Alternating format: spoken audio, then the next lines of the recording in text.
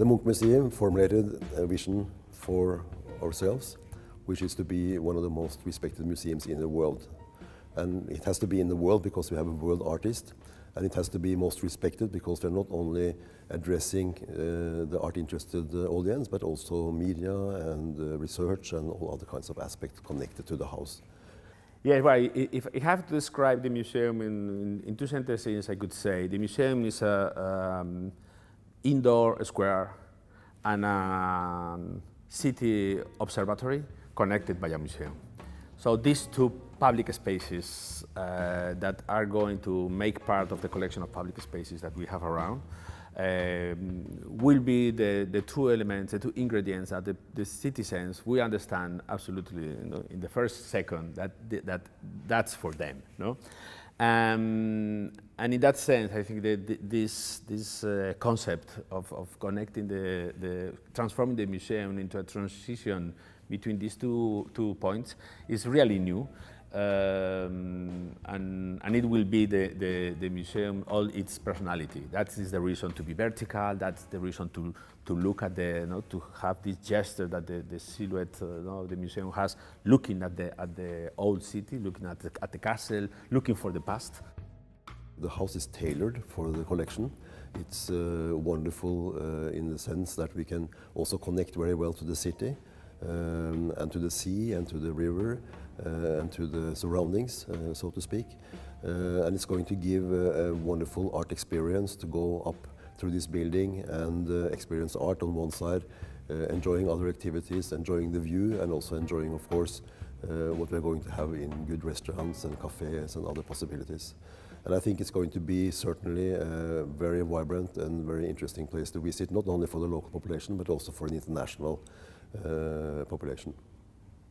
We will of course have a lot more space, so we can show a lot more of our collection. So for the public and for tourists it will be a better view and a better chance to see the whole wide range of Munch's art.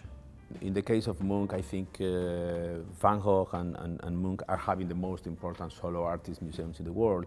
And this is also an interesting superimposition between the classic idea of the archive and the research center and the meeting point for all the experts related to one person. At the same time, how to open this to everybody and to the wider public as possible. But at the same time, how you contextualize this person.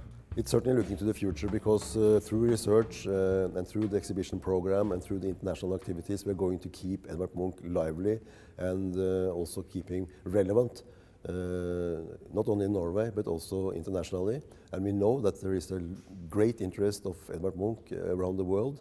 In a few months, we have had 120 museums globally coming here to ask for collaboration and Edvard Munch exhibitions.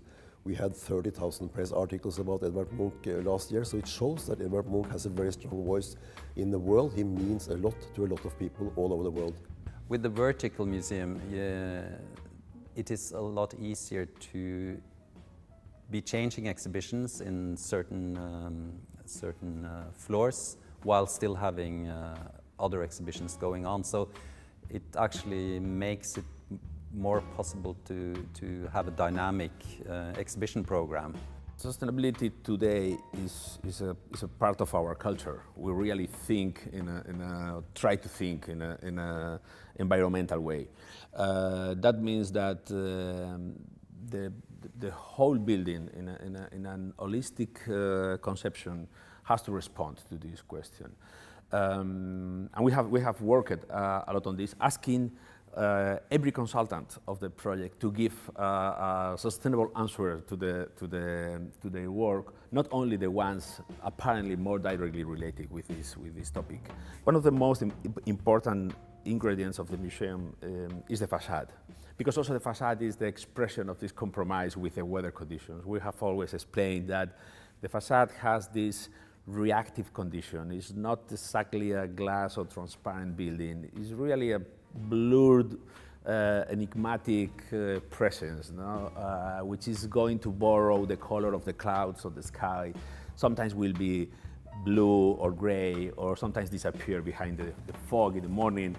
So that means that the building itself is a kind of reactive object to the stimulations of the weather conditions. So in the moment that the building is not trying to show like a strong presence and a permanent condition and is ready to be alterated by the surrounding, that means that we are thinking on a different way of integrating what we build into at a wider scales. No? That's our idea of sustainability, and I think that the building will express very, very clearly. No?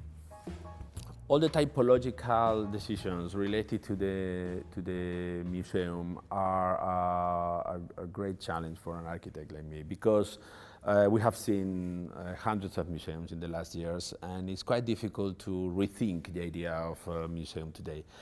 In this case, I think we have been helped very much by the particular social culture in Norway. So the idea that a museum is something beyond the archive condition or the taking care of a kind of patrimonial property, I think is stronger here than in any other place in Europe, and we have had a lot of help and inputs in that sense to really create the Munch like a meeting point. So this museum, I think, will be an urban meeting point with stronger responsibility for the scale of the city than any other recent museum.